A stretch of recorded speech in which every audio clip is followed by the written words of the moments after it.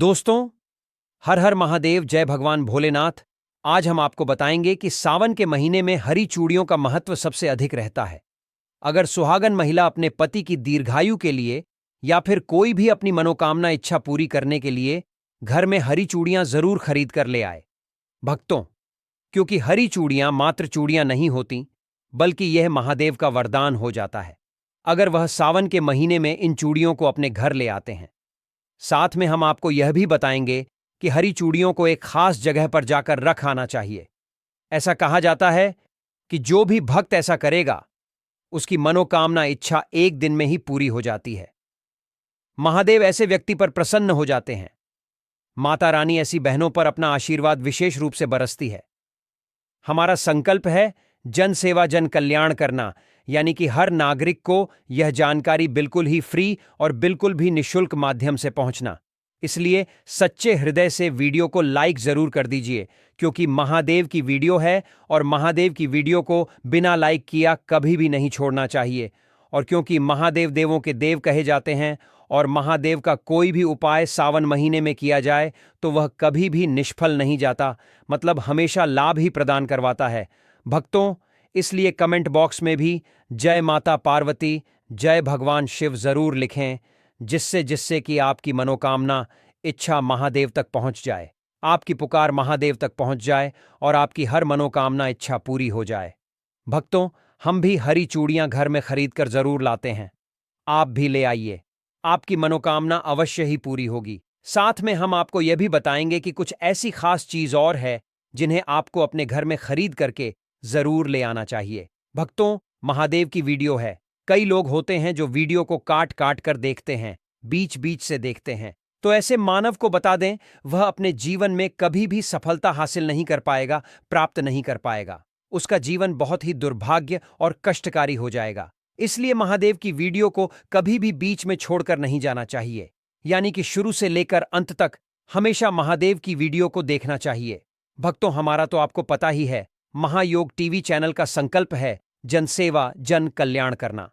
कुछ ऐसी सामग्री होती है जो कि घर में खरीद करके लाने से धन संपदा बहुत ही जल्दी बढ़ने लगती है, मनोकामना इच्छाएं पूरी होने लगती है, महादेव का असीम आशीर्वाद प्राप्त होता है, माता गौरी का असीम आशीर्वाद प्राप्त होता है और हर मनोकामना इच्छा पूरी हो जाती है।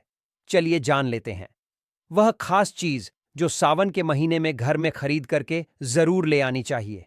हर सुहागन को यह चीज अपने घर में खरीदकर जरूर ले आनी चाहिए। फिर देखिए कैसे हर मनोकामना इच्छा पूरी हो जाती है, महादेव का विशेष आशीर्वाद प्राप्त होता है। साथ में हम आपको यह भी बताएंगे कि वह कौन सी 16 सामग्री है जिसे खरीद करके हर सुहागन को अपने घर में जरूर ले आना चाहिए। चलिए सबसे पहले जान लेते हैं कि हरी चूड़ियां घर में खरीद करके लेकर आना है और किस तरह से कौन सा उपाय आपको करना है जिससे कि करणी मंत्र से लाभ होता है, मनोकामना इच्छा पूरी होती है। उससे पहले हम आपको यह बता देते हैं कि इस बार सावन कितनी तारीख से शुरू हो रहा है, कितनी तारीख को समाप्त होगा और इसमें कितने सावन सोमवार पड़ेंगे। फिर हम आपको सभी जानकारी बारी बारी से बताते हुए चलेंगे। सावन 2025 दिनांक पंचांग के अनुसार इस साल सावन का महीना 11 जुलाई 2025 से शुरू होगा और इसका समापन 9 अगस्त 2025 होगा।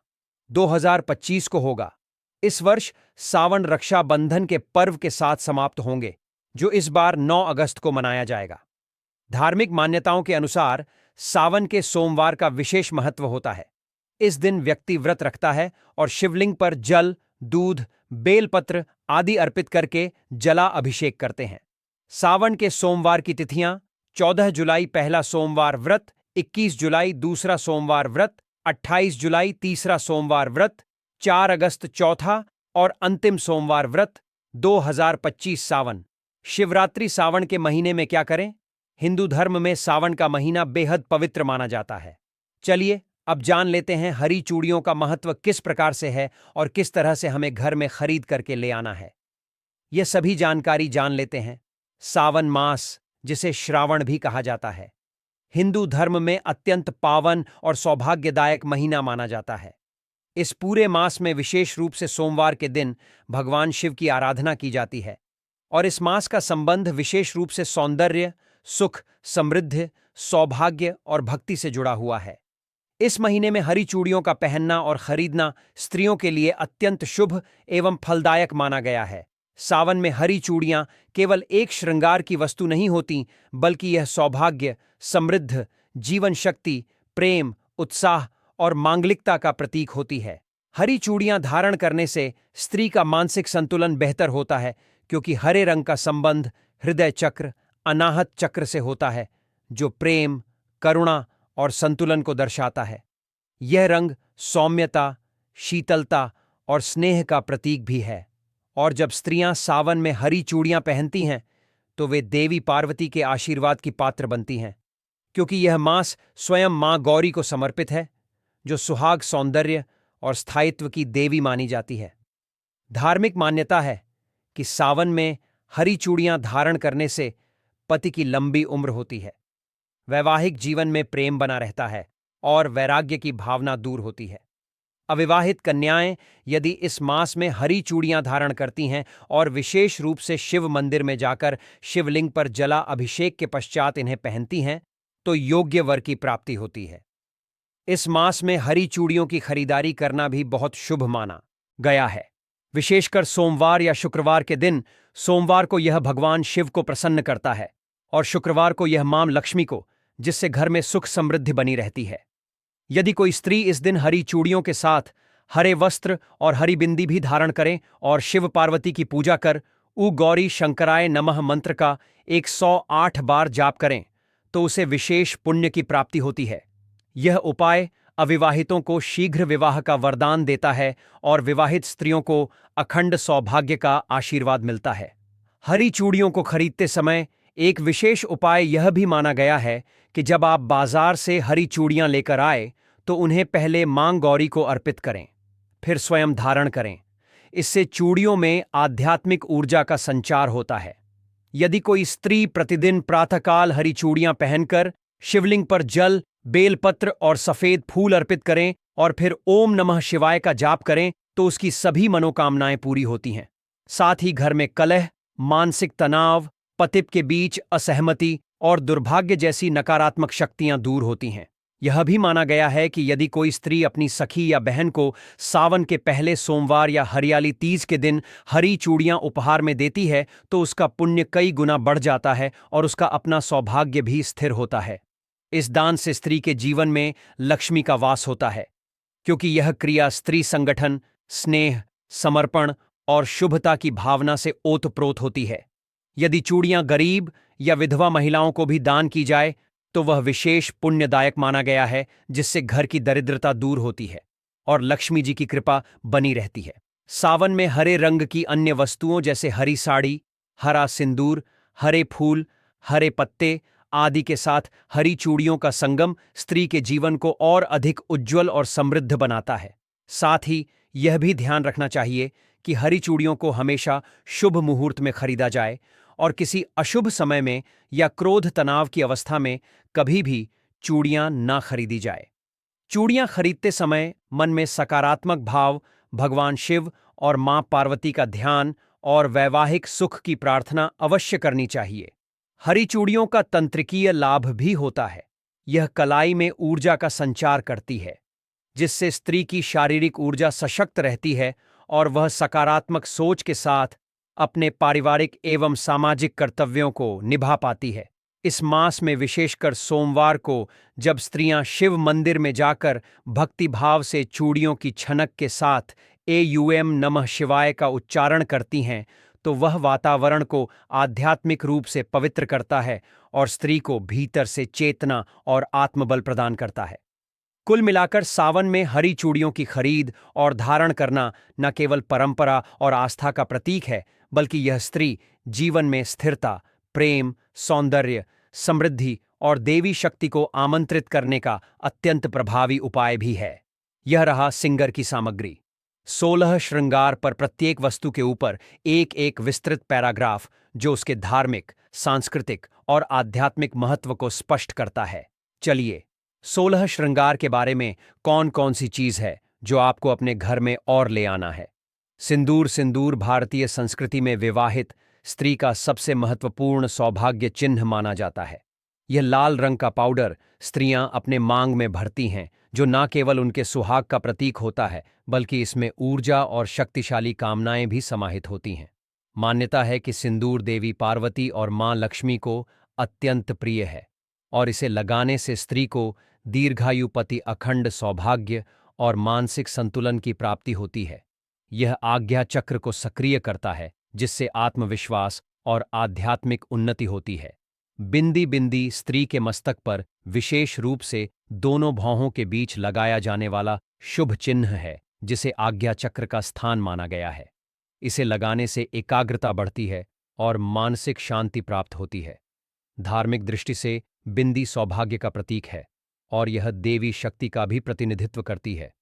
विशेषकर लाल या कुमकुम की बिंदी को पूजा पाठ और शुभ अवसरों पर लगाना अत्यंत मंगलकारी होता है, जिससे घर में सकारात्मक ऊर्जा का प्रवाह होता है। काजल या सुरमा स्त्रियों की आंखों की शोभा बढ़ाने के साथ साथ नज़र दोष से बचाने का प्रमुख साधन माना गया है।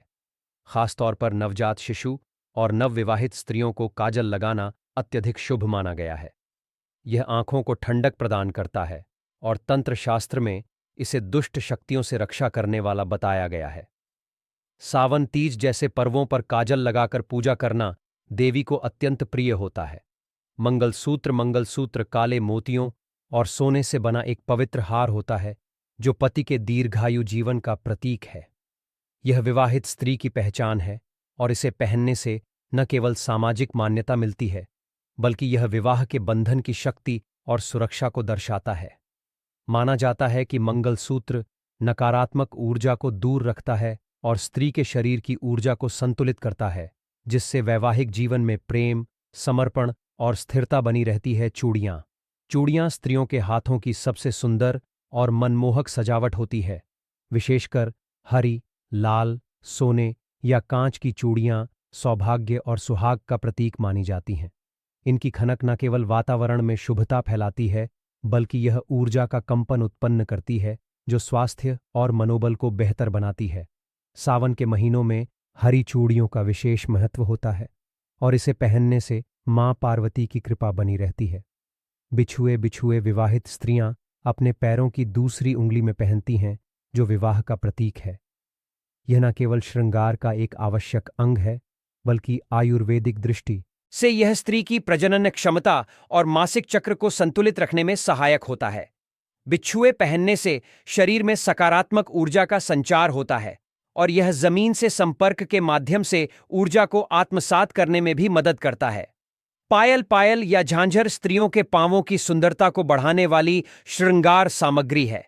इसमें घुंघरुओं की मधुर ध्वनि होती है जो घर में शुभता का वातावरण बनाती है। धार्मिक मान्यता है कि पायल पहनने से देवी लक्ष्मी का वास घर में बना रहता है। यह भी माना जाता है कि जब स्त्री पूजा करते समय पायल पहनती है तो उसकी हर चालन में एक प्रकार की आध्यात्मिक ध्वनि होती है जो नकारात्मक ऊर्जा को दूर करती है। मेहंदी सौंदर्य का प्रतीक होने के साथ साथ मनोकामना पूर्ति की भावना से जुड़ी होती है। विवाह, तीज, करवा चौथ जैसे सभी मांगलिक अवसरों पर स्त्रियां अपने हाथों और पांवों पर मेहंदी रचाती हैं। मेहंदी की सुगंध मानसिक शांति प्रदान करती है और इसकी ठंडक शरीर को तनाव मुक्त बनाती है। धार्मिक मान्यता है कि गहरी मेहंदी सौभाग्य और पति के प्रेम का संकेत होती है। अंगूठी स्त्रियों के हाथों की उंगलियों में पहनी जाती है और यह आभूषण के साथ साथ ऊर्जा संतुलन का भी माध्यम होती है।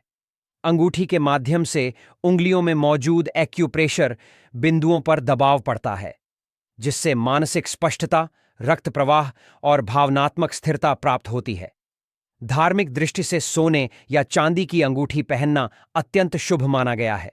विशेषकर अनामिका या मध्यमा उंगली में गजरा या फूल गजरा यानी फूलों की वेणी बालों में सजाई जाती है और यह नारी के कोमल स्वभाव, सुगंध और पवित्रता का प्रतीक होती है। खासकर चमेली और गुलाब के गजरे को सुहाग के अवसरों पर पहनना अत्यंत शुभ माना जाता है। फूलों की सुगंध वातावरण को भी सकारात्मक बनाती है और देवी पार्वती को अर्पित करने के बाद उन्हें बालों में सजाना सौभाग्यवती स्त्री का लक्षण माना जाता है। केश सज्जा, सामान जुड़ा पिन, हेयर क्लिप, सिंथेटिक गजरा, बालों में सजाने वाले आभूषण आदि स्त्री की केश सज्जा के लिए आवश्यक हैं। यह उसके संपूर्ण श्रृंगार को पूर्णता देते हैं और मनोवैज्ञानिक रूप से आत्मविश्वास और गरिमा को प्रकट करते हैं। बालों को सहेजना और उन्हें फूलों या आभूषणों से सजाना धार्मिक दृष्टि से देवी स्वरूप का प्रतीक भी होता है। आभूषण, झुमके, हार, नथ, बाजूबंद, कमरबंद आदि विभिन्न आभूषण स्त्री के शरीर के प्रत्येक अंग की शोभा बढ़ाते हैं। यह न केवल शारीरिक आकर्षण बढ़ाते हैं बल्कि सामाजिक और पारंपरिक गरिमा को भी प्रस्तुत करते हैं। शास्त्रों में कहा गया है कि सोने चांदी के आभूषण पहनने से शरीर में सकारात्मक कंपन उत्पन्न होते हैं जो मन और आत्मा को बल देते हैं। इत्र या परफ्यूम इत्र स्त्री के शरीर से निकलने वाली सुगंध को संतुलित करता है और पूजा या शुभ अवसरों पर इसे लगाना आत्मशुद्धि और वातावरण की शुद्धि का प्रतीक है। देवी देवताओं को भी सुगंधित पुष्प और इत्र प्रिय होते हैं। जब स्त्री इत्र लगाकर पूजा करती है तो वह भाव, भक्ति और सुंदरता से भरपूर दिव्य रूप धारण करती है। लाल या हरे कपड़े, लाल और हरा रंग सौभाग्य और मंगल का प्रतीक है। हरा रंग मां पार्वती का प्रिय रंग है, जबकि लाल रंग शक्ति और प्रेम का। तीज, करवा चौथ, सावन, शिवरात्रि जैसे पर्वों पर इन रंगों के वस्त्र पहनने से स्त्री को दैव शक्ति प्राप्त होती है। यह उसके श्रृंगार को पूर्ण करता है और उसके मन में उत्साह और भक्ति को जागृत करता है। नाक की नथ स्त्रियों के नाक में पहना जाने वाला सुहागिन का विशेष आभूषण है। यह स्त्रीत्व, कोमलता और विवाह की पहचान है। नथ को देवी स्वरूपा स्त्रियों के प्रमुख श्रृंगार में गिना जाता है। शास्त्रों में कहा गया है कि नथ पहनने से स्त्री का चेहरा तेजस्वी बनता है और उसका मन शिव भक्ति में स्थिर होता है। लाल रंग की आलता या नेल पॉलिश आलता पांवों पर लगाया जाने वाला एक परंपरागत श्रृंगार है जो देवी लक्ष्मी को अत्यंत प्रिय है। यह पांवों को सुंदर बनाता है और धार्मिक आयोजनों में इसका विशेष महत्व है। आधुनिक रूप में नेल पॉलिश इसका स्थान ले चुकी है, जो नाखूनों की शोभा बढ़ाती है और स्त्री को पूर्णता देती है। विशेष पर्वों पर लाल रंग का उपयोग देवी शक्ति के आह्वान के लिए किया जाता है। हेतु सावन मास में काले तिल और जौ को खरीदकर घर में पूजा स्थल में या अनाज के भंडार स्थान पर रखना शुभ होता है। तिल को शनि और जौ को ब्रह्मा का प्रतीक माना गया है। यह दोनों ही वस्तुएं नकारात्मक शक्तियों से रक्षा करती हैं और घर में खाद्य सुरक्षा, समृद्धि और बीमारियों से बचाव प्रदान करती हैं। शिव पूजा में भी काले तिल का प्रयोग अभिषेक के जल में किया जाता है। जौ को घर में रखने से अन्न संकट दूर होता है और देवी अन्नपूर्णा की कृपा बनी रहती है। एक छोटे ताम्र पात्र में इन्हें रखकर पूजा स्थान के पास रखें। नंदी की मूर्ति या चित्र शिव जी के वाहन, भगवान शिव के वाहन नंदी बैल को धर्म और भक्ति का प्रतीक माना गया है। सावन मास में नंदी की छोटी मूर्ति या चित्र खरीदकर घर लाना विशेष शुभ होता है। यह मूर्ति घर में उत्तर दिशा में स्थापित करें और प्रतिदिन उनके कान में अपनी मनोकामना कहें, क्योंकि पौराणिक मान्यता है कि नंदी बाबा सारी बातें शिव तक पहुंचाते हैं। यह उपाय अत्यंत सरल किंतु चमत्कारी होता है। नंदी का चित्र घर में होने से परिवार में भक्ति, अनुशासन और एकता बनी रहती है और घर के सदस्यों में संकल्प शक्ति का विकास होता है।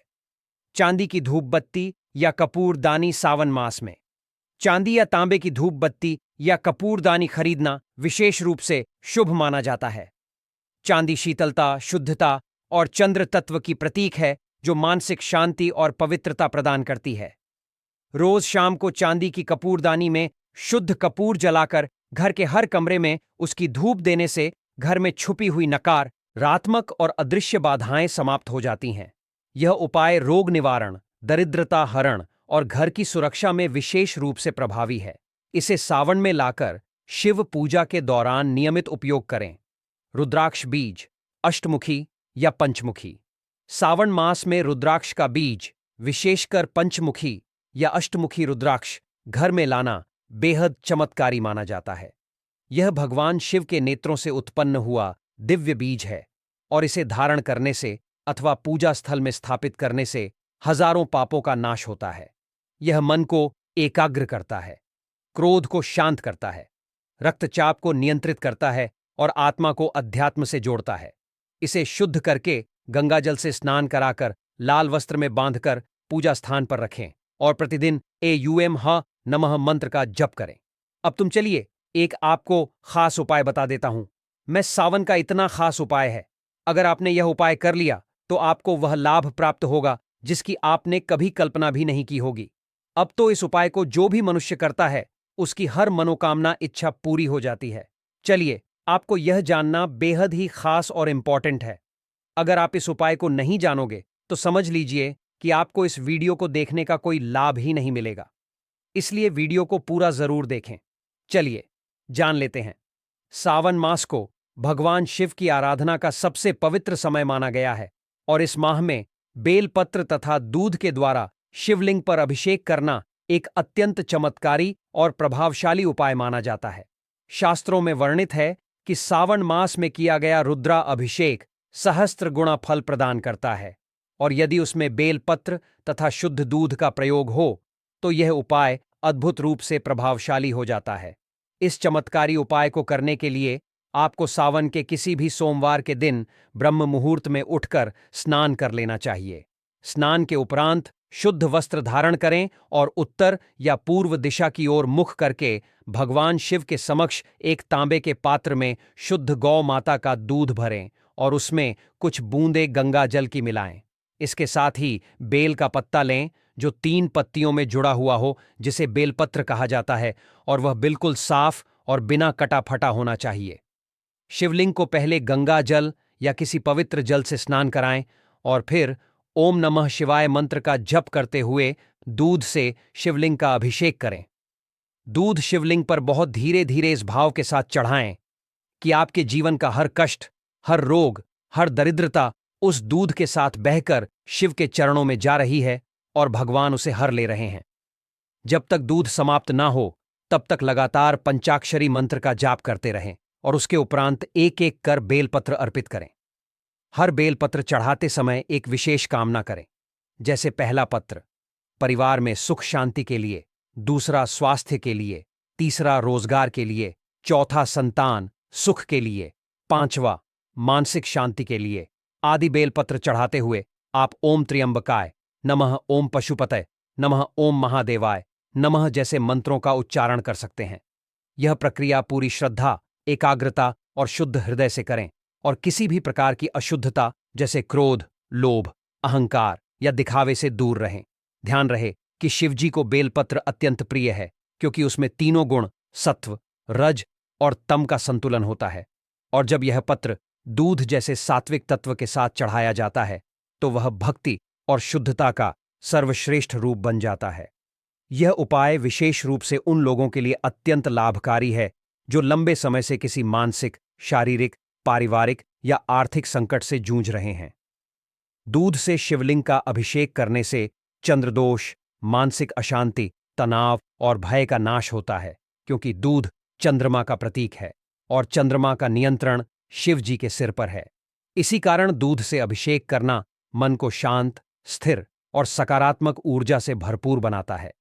वहीं बेलपत्र पित्त और अग्नि तत्व का प्रतिनिधित्व करता है और शिवलिंग पर इसे चढ़ाने से शरीर की ज्वलनशीलता, क्रोध, झुंझलाहट और दुर्भाग्य समाप्त होता है। यह उपाय स्त्रियों के लिए भी विशेष लाभकारी है, विशेषकर वे जो संतान सुख, वैवाहिक जीवन में सामंजस्य या पति की दीर्घायु के लिए प्रार्थना करती हैं। युवतियां इस उपाय को उत्तम वर की प्राप्ति के लिए करती हैं और उन्हें शीघ्र अच्छे और योग्य जीवन साथी का योग प्राप्त होता है।